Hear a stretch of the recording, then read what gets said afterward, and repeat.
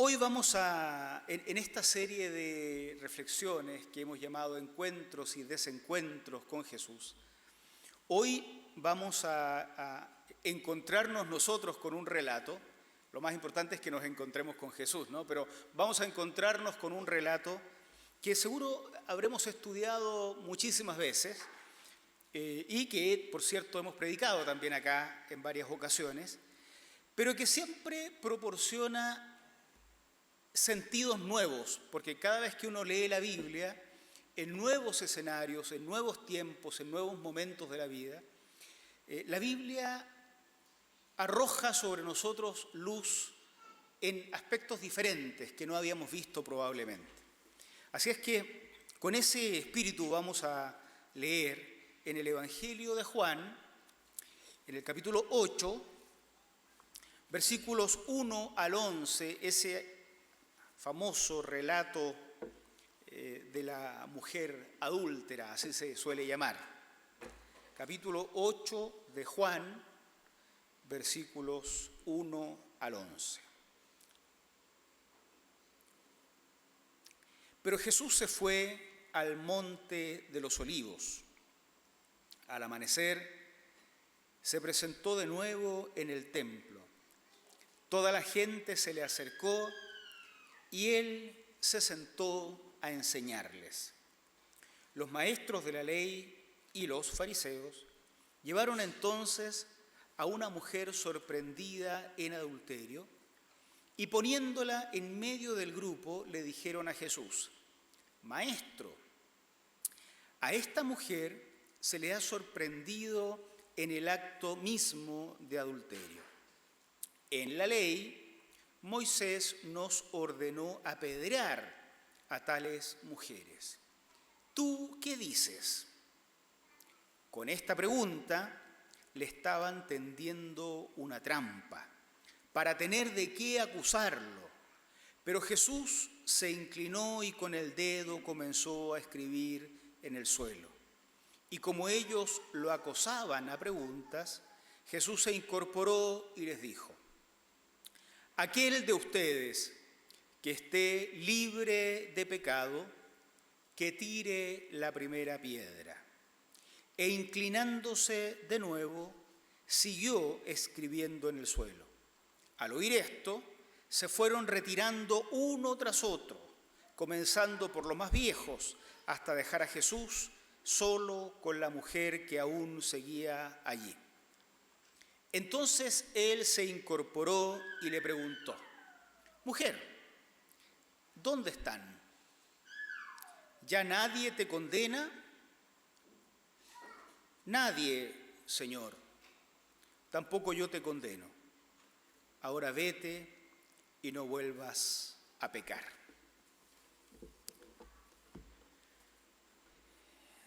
Los investigadores coinciden en que si hay algo que puede considerarse como una tradición muy antigua sobre Jesús, es el hecho de que Jesús enseñaba.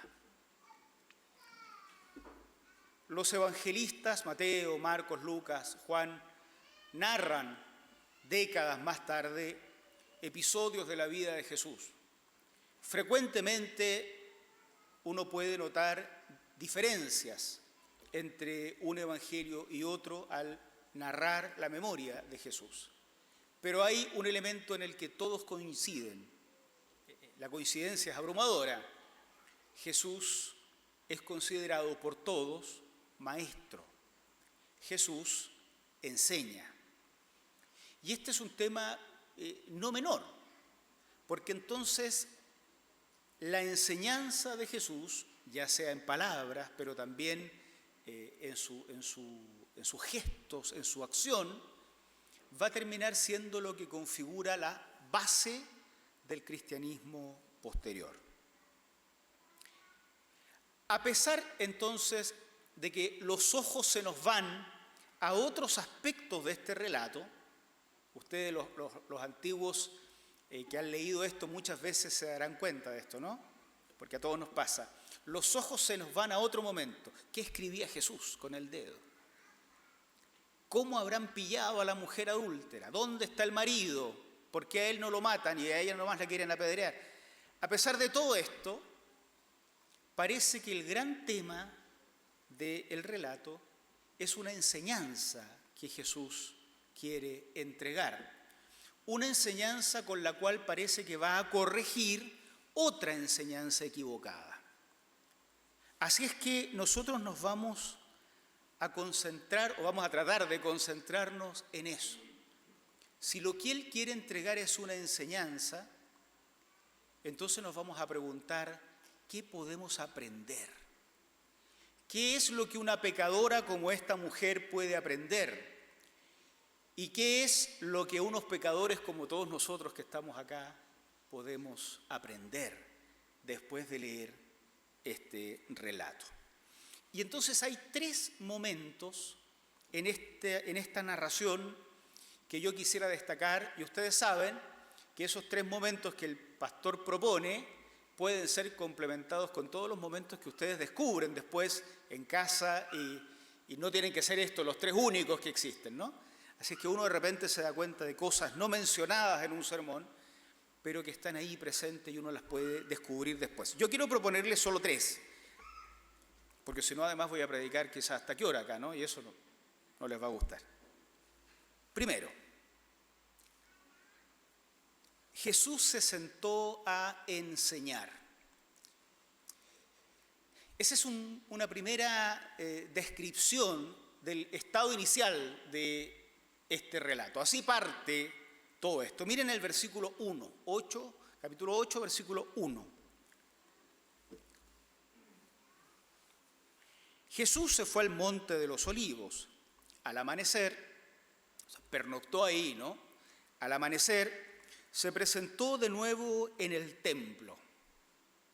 El templo es un lugar de sacrificios. En el templo están los sacerdotes. En el templo, bueno, afuera del templo se dan grupos de discusión, pero el templo es un lugar fundamentalmente de sacrificios en la antigüedad.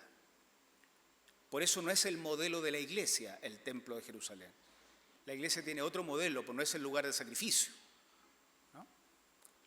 Pero Jesús entonces se presenta en el templo y toda la gente, dice el evangelista, se le acercó.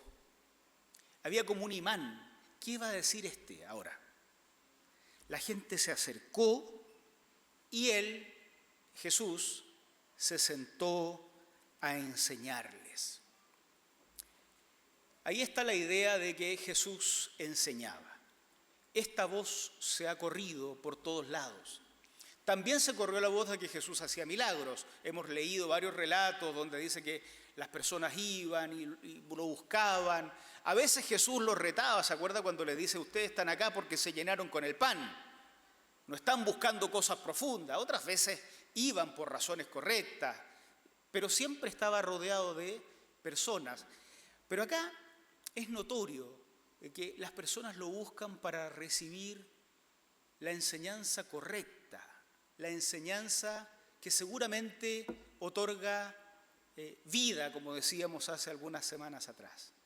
No la enseñanza que otorga simplemente reglas y muerte. Y se sentó a enseñar. Los antiguos maestros no enseñaban de pie, enseñaban sentados.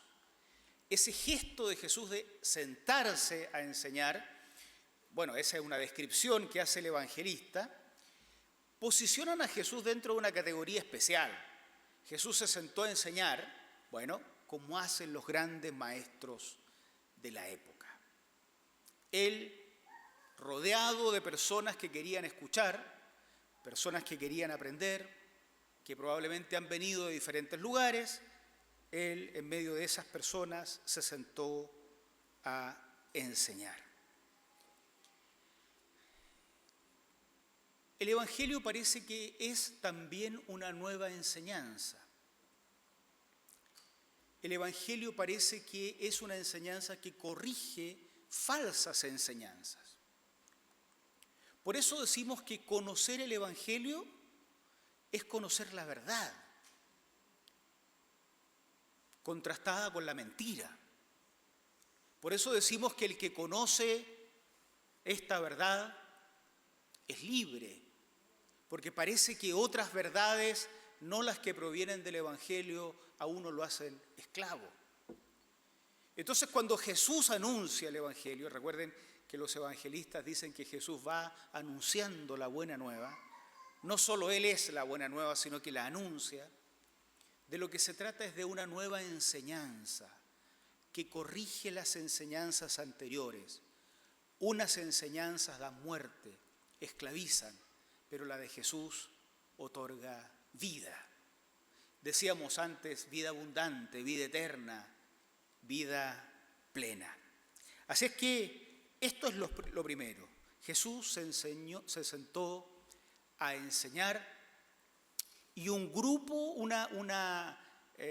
un público lo rodeaba y estos eran, parece, los primeros destinatarios de su nueva enseñanza. Eso es lo primero. Pero está en eso, el evangelista no nos dice qué es lo que empezó a enseñar, no se mete mucho en ese detalle. Pero está en eso cuando ocurre el segundo momento de nuestro relato que quiero dejar con ustedes acá. Curioso, el maestro, Jesús, es sometido a una evaluación. Interesante. Miren los versículos 3 en adelante, versículo 3 al 9. Los maestros de la ley, vieron que también se llama maestro esto, ¿eh?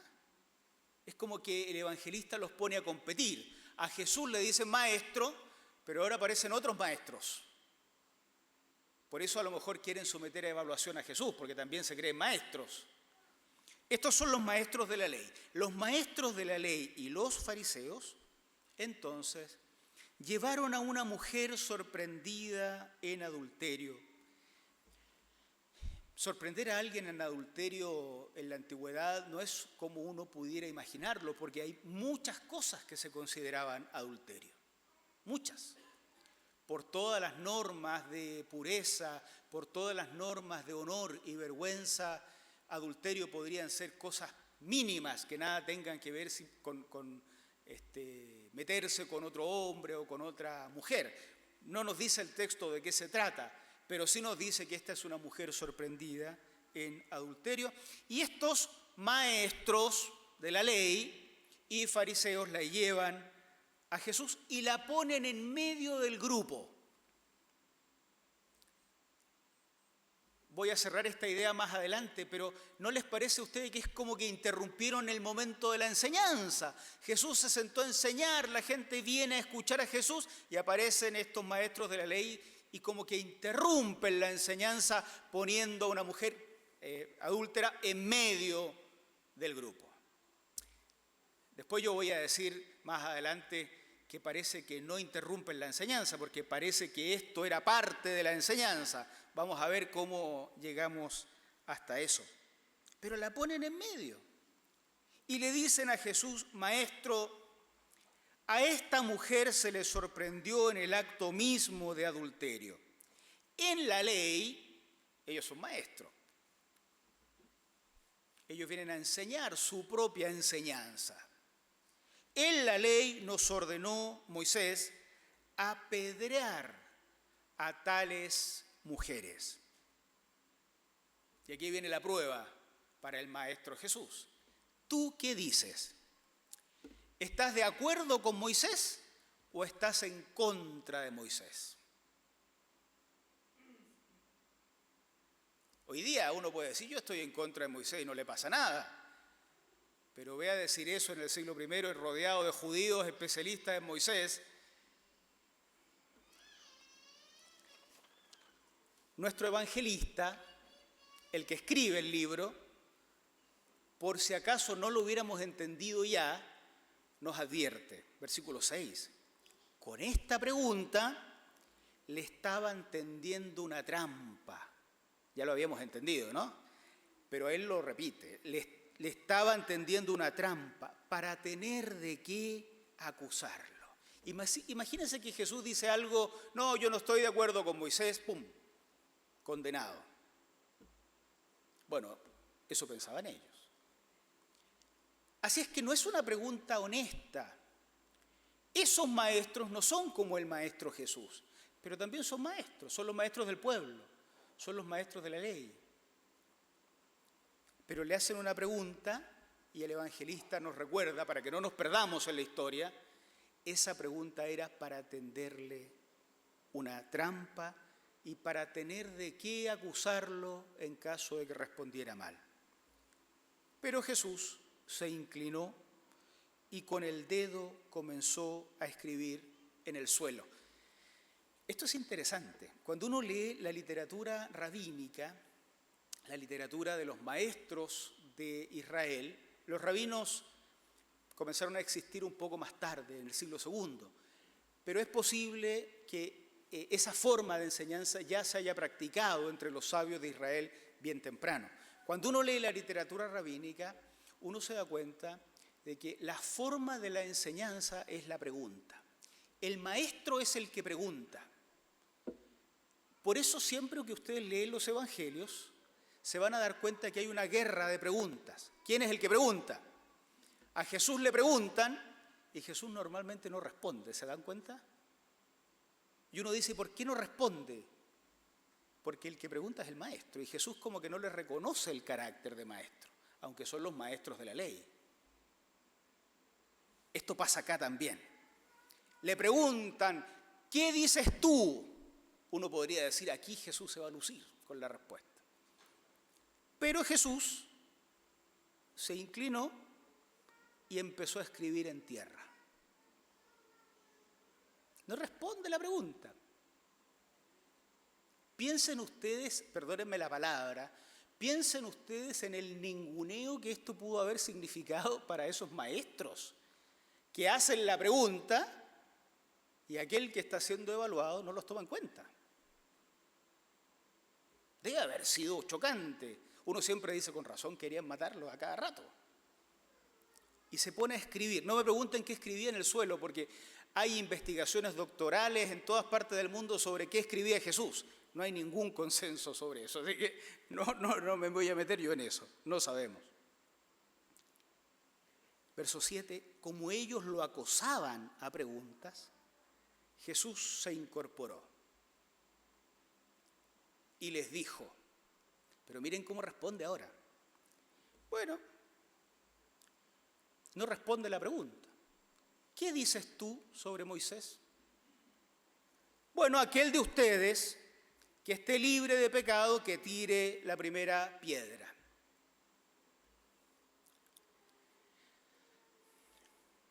Tal vez los maestros de la ley habrían esperado algo más elaborado, algo más filosófico. Bueno, es un mandamiento para otra época, no tenemos tantas piedras acá, ¿cómo vamos a estar matando personas? Responde de una forma típica para Jesús, ¿no? Ok, el que esté libre de pecados, que tire la primera piedra. Volvió a inclinarse y siguió escribiendo en el suelo. Al oír esto, se fueron retirando los así llamados maestros de la ley y los fariseos. Se acabó la evaluación. Uno tras otro, comenzando por los más viejos, hasta dejar a Jesús solo con la mujer que aún seguía allí. Le estaban tendiendo una trampa y para tenderle una trampa le citaban la Escritura. La citaban correctamente, porque es cierto, si uno lee el libro de Deuteronomio, esto lo hemos dicho varias veces, en Levítico y en Deuteronomio esta instrucción aparece exactamente o casi exactamente como ellos se la estaban citando a Jesús. En Levítico y en Deuteronomio dice, si un hombre es sorprendido en adulterio, él, el adúltero y la adúltera deben ser apedreados hasta morir. Es cierto que acá en el texto de Juan no aparece el hombre. Uno no sabe qué pasó con él, ya lo habrían apedreado tal vez a él no lo han encontrado todavía. Eso es irrelevante. Respecto de la mujer, esto era lo que la ley mandaba hacer. Estas personas le estaban citando bien la Biblia a Jesús, pero se la estaban citando, dice Juan, el Evangelio, para tenderle una trampa. ¿Cuántas formas, perdónenme la rudeza de esto, hermanos, hermanas, cuántas formas diabólicas hay de usar la Biblia para hacer el mal?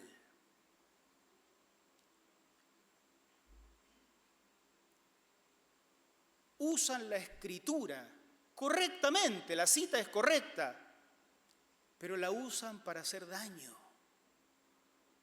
El evangelista no se guarda la palabra, sino que dice, lo estaban haciendo para tenderle una trampa, para tener de qué acusarle. Fíjense que en la Edad Media, cuando se discutía si Jesús era Dios desde que nació, o se hizo Dios después del bautismo, o se hizo Dios después de la resurrección, la pregunta que se le hacía a los catecúmenos, a los que se están por bautizar, ya no la hacemos para que no se asusten, pero la pregunta era, María, ¿fue madre de Dios o madre de Jesús?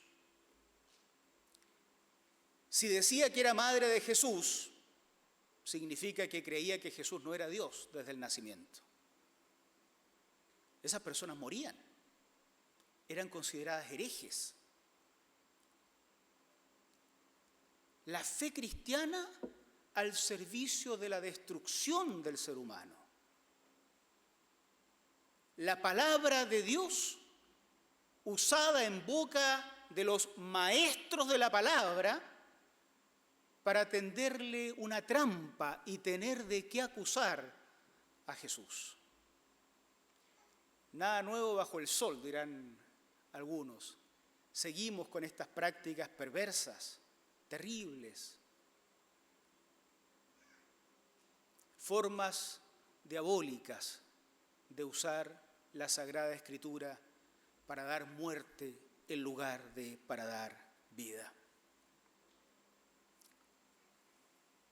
La respuesta de Jesús, entonces, hace desaparecer las tinieblas. Versículo 7. Como ellos lo acosaban a preguntas, Jesús se incorporó y les dijo, aquel de ustedes que esté libre de pecado, que tire la primera piedra. Y con esto acaba la conversación, porque revela el sentido profundo de la Escritura. Esto es como si Jesús lo hubiera dicho, ellos no tenían Biblia, porque ellos tenían rollos, eran pedazos de cuero o de papiro enrollados, y no es que cada uno tenía el suyo, sino que estaban en las más grandes sinagogas, no más de la época, no en todos lados. Pero esto, si hubieran tenido Biblia, es como que Jesús hubiera dicho, a ver, pasa eso para acá, lo estás usando mal. Y se acaba la conversación. El mandamiento en sí mismo no puede hacer libres a las personas. Solo está ahí para mostrarnos un horizonte. Por lo tanto, el mandato de no pecar era válido tanto para la mujer adúltera como para aquellos que iban a ser de verdugos de la mujer adúltera. Jesús encuentra el sentido profundo del mandamiento. El mandamiento es un horizonte que nos deja a todos convertidos en pecadores, a todos por igual. Jesús usa la Escritura de la forma correcta y al usarla de la forma correcta, lo primero que hace es eliminar a los verdugos. No es posible ser verdugo cuando tú eres parte de los acusados. No es posible ser verdugo cuando tú eres de los culpables que debe morir. Lo que hace Jesús con su frase es recordarle a los verdugos que estaban con piedras en las manos que ellos debieran ser los que debieran estar siendo apedreados, igual que la mujer. Sueltan las piedras A buen entendedor, pocas palabras. Sueltan las piedras y se van. Si no me voy de acá, yo termino siendo apedreado. Por eso el verdadero maestro es Jesús, que realmente sabe para qué sirve la Escritura. No para crear verdugos que quiten la vida de las personas, sino para eliminar verdugos y ofrecer la vida a las personas. Jesús, al interpretar de esa manera, convierte la misma escritura que ellos estaban usando para la muerte en una escritura que se usa para la vida. Pero es curioso cómo lo hace. Otorga la vida al condenado, eliminando al verdugo que la iba a matar. El verdugo, el que está designado para asesinar, tiene que tirar el arma homicida, porque se da cuenta que ellos mismos debieron estar en el lugar de la condenada. Luego se cierra una especie de paréntesis. Y es como que Jesús retoma la enseñanza, porque se fueron los que habían interrumpido la primera parte de la enseñanza. Y entonces comienza lo que yo llamaría acá el tercer momento de esta narración. Jesús concluye su enseñanza. Versículos 10 y 11. Entonces Jesús, cuando ya se fueron todos, se incorporó y le preguntó: mujer, ¿dónde están? ¿Ya nadie te condena? Seguramente los primeros que estaban sentados ahí, ¿se acuerdan que Jesús se sentó a enseñar y la gente lo rodeó? A lo mejor ellos permanecieron. Llegó este grupo de maestros, hizo el alboroto, se fue avergonzado y seguramente todos fueron testigos de esto que pasó. Ellos se fueron, el grupo inicial quedó ahí, Jesús levanta la cabeza, le habla a la mujer. La gente sigue escuchando. Todos se convirtieron después en testigos de esto que aconteció en ese lugar.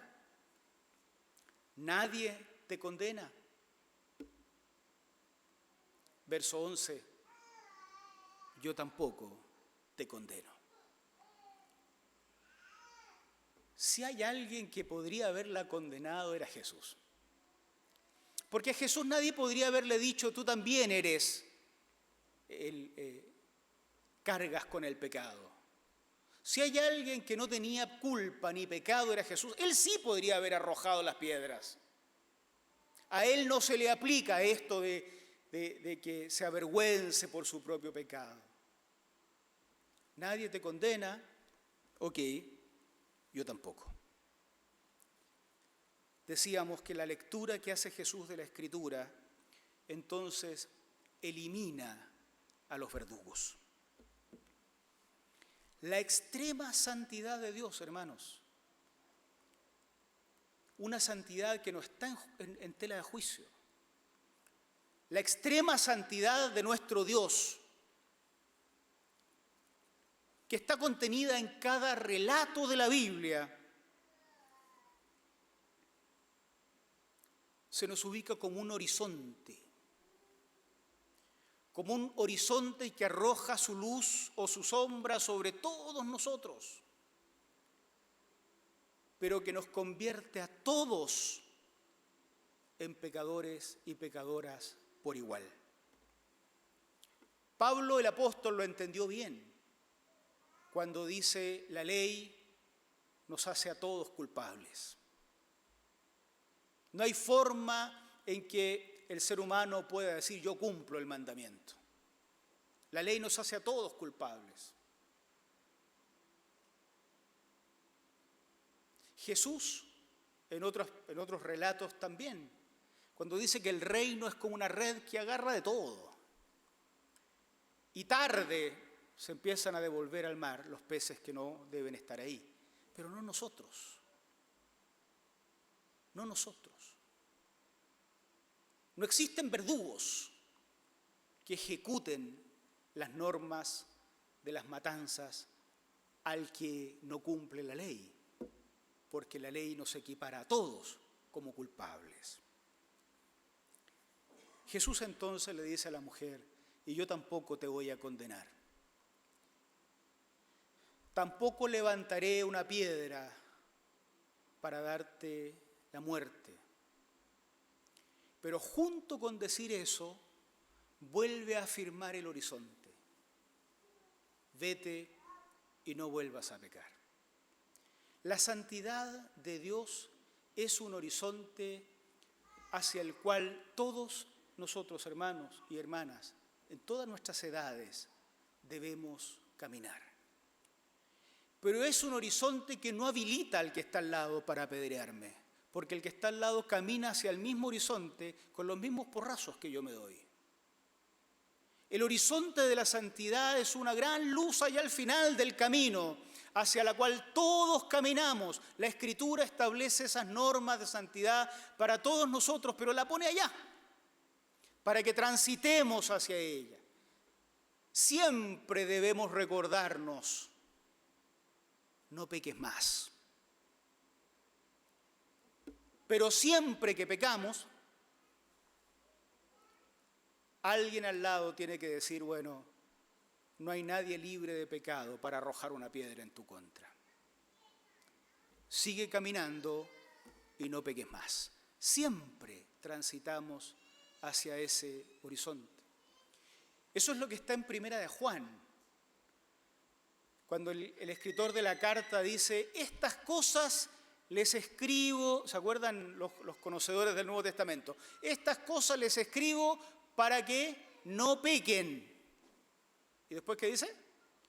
Y si alguno peca, abogado tenemos para con el Padre, a Jesucristo. Es como que ya sabía, el horizonte está allá. Yo esto lo escribo para que no pequen, pero yo sé que no van a poder.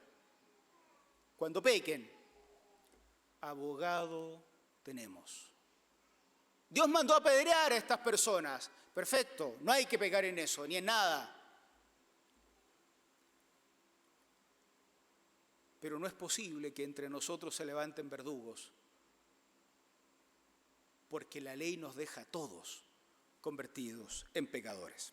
Al terminar el relato, como decíamos al comienzo, queda la impresión de que no hubieran alcanzado a terminar la enseñanza, que Jesús tenía algo lindo que enseñar y vienen estos otros e interrumpen y llevan el tema para otro lado. Pero parece que no es así. Parece que esa era precisamente la enseñanza.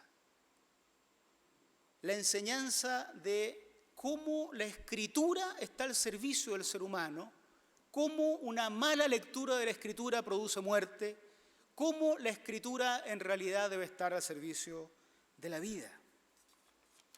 ¿Qué aprendemos? ¿Qué aprendieron esos pecadores que estaban al comienzo tratando de escuchar a Jesús? ¿Qué aprendió la pecadora que llegó ahí y la pusieron en medio? ¿Qué aprendieron los así llamados maestros de la ley, sábelotodos, que querían enseñarle a Jesús cómo se interpreta la Escritura? ¿Y qué aprendimos nosotros, los pecadores del domingo de enero del 2023, sentados acá, y los que estamos por Zoom y el que está predicando también? ¿Qué aprendemos nosotros, los pecadores, hoy día? Cuando la Escritura se interpreta en la línea de Jesús, la Escritura no genera verdugos. Nosotros no teníamos piedras en las manos porque las leyes de este país impedían matar personas, pero ¿a cuántos habríamos matado con nuestra excesiva autoconvicción de santidad? ¿A cuántos de nuestros hermanos y hermanas, a cuántos de nuestros parientes, a nuestros padres, a nuestros hijos, a nuestros nietos? ¿Para cuántos de ellos fuimos verdaderos verdugos? Sin piedras. Menos mal. los matamos. Los arruinamos intelectualmente, los arruinamos espiritualmente, los expulsamos de la fe. Muchos de ellos no quieren nada con Dios porque imaginan que Dios es como nosotros, los verdugos, que estaban ahí para recordarle que Moisés mandó apedrear a esa gente. A ti te va a apedrear, y a ti también, y a ti también, y a ti también. Y no escuchamos nunca a Jesús decir, cállate la boca, si tú debieras ser de los apedreados también. Cuando la Biblia se interpreta en la línea de Jesús, se eliminan los verdugos. ¿Quién podría alzar una piedra cuando en realidad merece recibirla? Cuando la Biblia se interpreta en la línea de Jesús, la Biblia da vida, no muerte. Genera vida.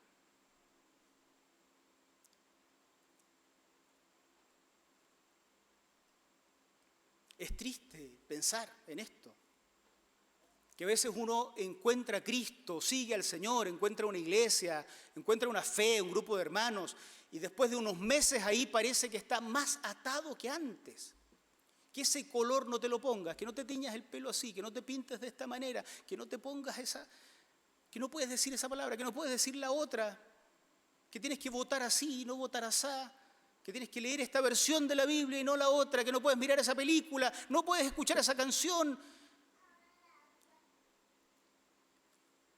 Llegamos a Cristo para tener libertad y tener vida y de repente descubre que eres más triste que antes, más esclavo que antes, más muerte que antes.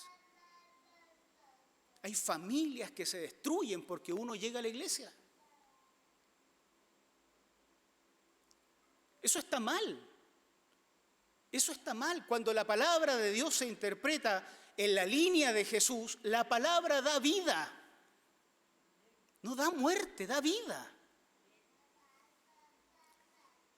La Escritura tiene su valor, hermanos, al proponernos un horizonte de vida. La Escritura adquiere su real valor cuando ésta se lee a los pies del verdadero Maestro, del verdadero Pastor, de nuestro Señor Jesucristo. Sentados a los pies de Jesús, la Escritura toma otro color para nosotros, para nuestros seres queridos y para nuestra sociedad. Sentados a los pies de Jesús, la Escritura, la misma que se suele usar para dar muerte, a los pies de Jesús, termina convertida en un elemento que otorga vida y vida en abundancia. Vamos a sentarnos a los pies de Jesús. Quienes están por primera vez en esta iglesia son invitados a sentarse a los pies de Jesús con todos nosotros.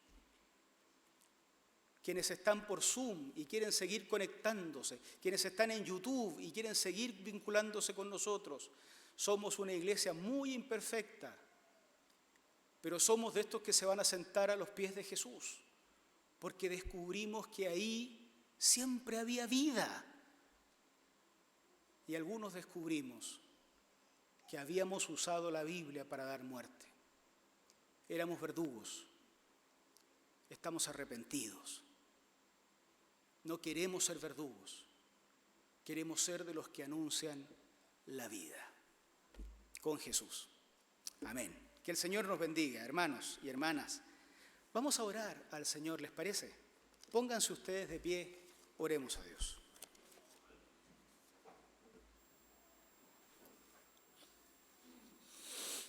Amado Dios de la vida y no de la muerte, gracias por Jesús, tu Hijo, nuestro Señor, nuestro Maestro, nuestro Pastor.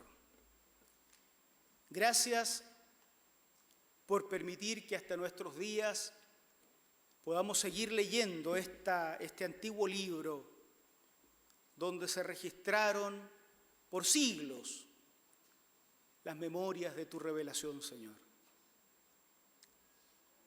Lo que la iglesia antigua transmitió acerca del maestro, el joven maestro de Galilea, Jesús.